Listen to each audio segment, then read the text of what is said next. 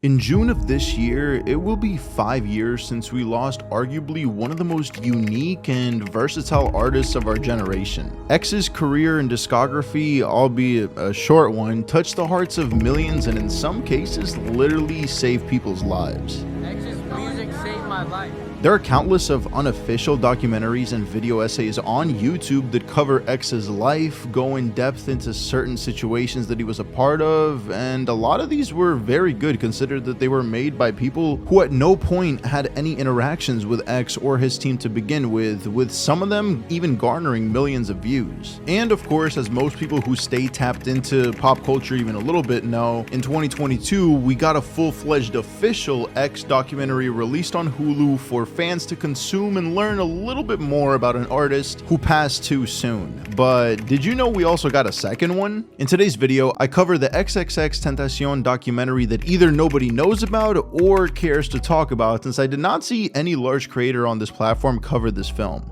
Look at Me, XXXTENTACION was a 2-hour-long documentary produced by Fader Films as well as X's team and released for streaming on Hulu on May 26th of 2022. In his own words, was a 55-minute companion film that was produced by the same people, X's team included, and was released for either purchase or rental on a much smaller platform by the name of AltaVod, which, if I had to guess, is probably why many people don't even know that the film exists to begin with. I wouldn't be fully honest with you if I said that while logging into this website and putting my credit card information into it, I didn't have any concerns. Regardless, I rented the film as I was really curious as to what type of content I missed out on. And before we fully get into this, I gotta say that prior to watching the second official documentary, I did go back and actually re-watch the first one that everyone's already seen. I, like many others, still believe the documentary was fantastic. The fact that it was so bittersweet and showed that X wasn't perfect was something that surprised me during my first watch of it last year and still made me think this time as well. And I do know that there are a lot of X fans that think they focused on the negatives too much, and I guess I can understand your point there, but at the end of the day, the things that happened with Geneva, for example, were massive events in his story that needed to be talked about in my opinion, so I don't blame the team for doing that. My takeaway at the end of the day was that X was taken too soon to be able to fully fix his past mistakes, but was on the right path before his passing. The second documentary, which I will be referring to by its name in his own words for the rest of the video, was exactly as described, however, a companion film. The title is also essentially a description of what you should be expecting from the film too. I honestly think that the film was just a collection of footage that either didn't make the final cut of Look at Me the film, but was also organized and presented in a format and timeline that makes sense to the viewer instead of a bunch of videos and interviews thrown together with no context. The film itself felt super quick, and especially if you're a fan of X, I think you'd find that it's worth the $5 it costs to rent it. Unless you're this guy on Reddit, then you're probably still looking for a free leak till this day. And if you do want something free though, there's a free link to join my Discord server in the description, so you can say hi and give me ideas on what videos to post next. But the film starts with never before heard footage of an X phone interview with the Fader from jail on March 7th of 2017.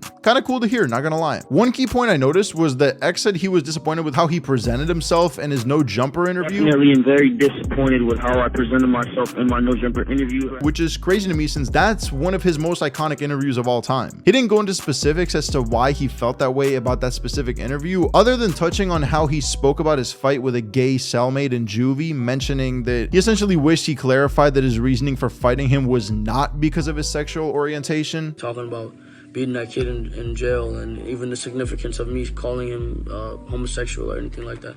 That was stupid. And also saying that he wasn't comfortable being on camera, mentioning that that's also why he didn't have any music videos out at this time. I don't even like being on camera. That's why I have no music videos or anything like that. Which, now that I think about it, it's kind of crazy because we never really got to see that many music videos of X. It was also towards the end of this phone interview when you can already start to see the lost potential. X speaks about wanting people to become quite literally addicted to his music and the message in his songs through pain. I want people to fully make me their heroin.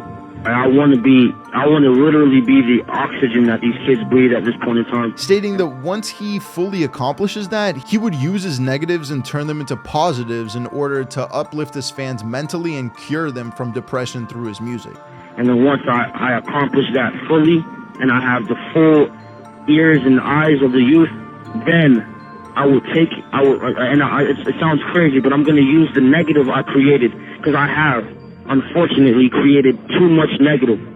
And then I'm going to turn it into a positive by uplifting them mentally and curing them from the depression and helping them figure out what it is they want in life. And of course, while yes, many fans will go on to say that X's music did help them deal with their depression, For 3 years, this dude helped me get through depression and a bunch of stuff, man. my take from this specific bit was that unfortunately X was taken too soon before we even got to see the full aspect of what that massively positive attitude would be like. After that jail interview clip, we get straight into the vlog-esque style documentary, which essentially reminded me a lot of the juicewrld documentary that we received back in 2021. Although I did enjoy both Look at Me, the film, and In His Own Words more than juicewrld Into the Abyss, probably because both the X docs and especially Look at Me had more structure, like I said. We also see way more clips, questions, and answers from X's official sit-down interview with the Fader than we did in the Hulu film, which in my opinion gave the viewer great insight into what X's mindset was like back in 2017. This interview in specific makes X seem very woke. I usually hate using that word, but if you watch it back, you'll understand what I mean. X always had a very complex way of speaking and loved to speak about concepts and ideas that many don't touch on. Because everybody wants to be happy. That's the overall goal, to reach a certain amount of self-enlightenment.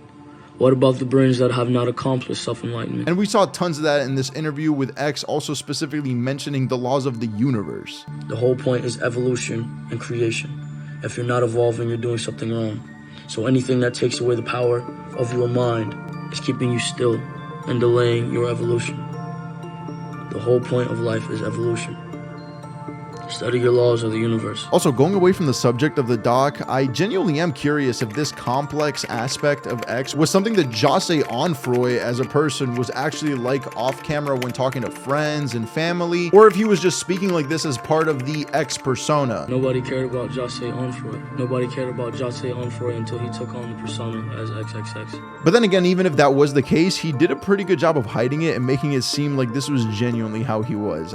I may have this facade that everybody thinks it is X per se, but behind this facade there's a whole different person. In His Own Words then proceeds to show more background footage of when X was released from jail that didn't make the final cut of Look at Me, as well as more interactions with his mom, friends, and colleagues, as we got to hear multiple calls that X was making about booking studio sessions. What's your availability with the studio? Could I work there like all night type shit? Or how he was working on his next album, which was 17. Because I wanted to just like be there for the night, because I wanted to start getting, I wanted to get started on my album. I think the part that was highlighted the most in His Own Words that actually wasn't covered all that much in Look at Me was the fan love that X received in person. We saw plenty of clips of X either walking around the mall or just some other area in North Miami, all while having fans actively coming up to him, being literally starstruck and wanting their picture taken. The doc also gives us footage of a fan meetup / concert kind of thing that X hosted for free in an area that to me looked like Wynwood in Miami, where you really get to see how popular X actually was locally at this time. Keep in mind, 17 was still in the process of being made, meaning songs like Jocelyn Flores or F Love featuring Trippie Redd weren't even made yet, and X had a crowd big enough to essentially get fully shut down and told to leave by the local police. I think the thing that made me the most emotional from In His Own Words was the way X spoke about his goal of becoming known as the greatest artist of all time. I feel like I want to be,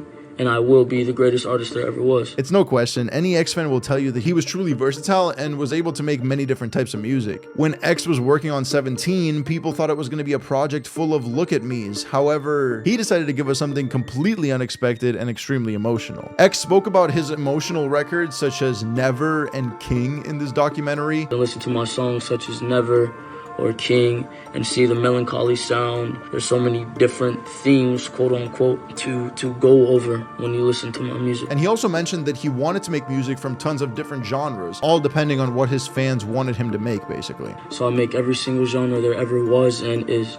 And if my fans ask me to do something, I try and do it. Can you imagine all the different kinds of X music we would have right now if his life didn't get taken so early? Call me crazy, but I honestly believe that dream of wanting to be the greatest artist of all time could have come true one day. Hell, there's people out there now that consider X the greatest artist ever. All in all, something about In His Own Words appealed to me maybe even more than the Look at Me film. This second documentary just felt way more personal to me. There was minimal to no narration by anyone other than X himself, and honestly, X's voice and dialogue was probably around 90% of all the dialogue in the entire film if I had to guess. I do think it's a shame that the film was released on an almost hidden platform and behind a paywall, but if you're an X fan in the slightest, or you just honestly want to see how his mindset was in 2017, I highly suggest you give the film a watch. In fact, from looking online to see other people's opinions, I'd say the majority who have seen it gave it a positive review. Some people did believe that it should have been combined and been a part of the original documentary rather than an extra film with a separate cost, but others, kind of like myself, enjoyed this film even more than the original documentary itself. If you go ahead and watch it for yourself, or you already have also, make sure to let me know what you think in the comments down below. X definitely wasn't perfect, nor did he claim to be, but I truly believe that he was on the road to bettering himself and trying to spread a positive message in his final moments. Watching stuff like this honestly just makes me miss him even more, but I am glad that we have some of these moments that were captured on film for us to see.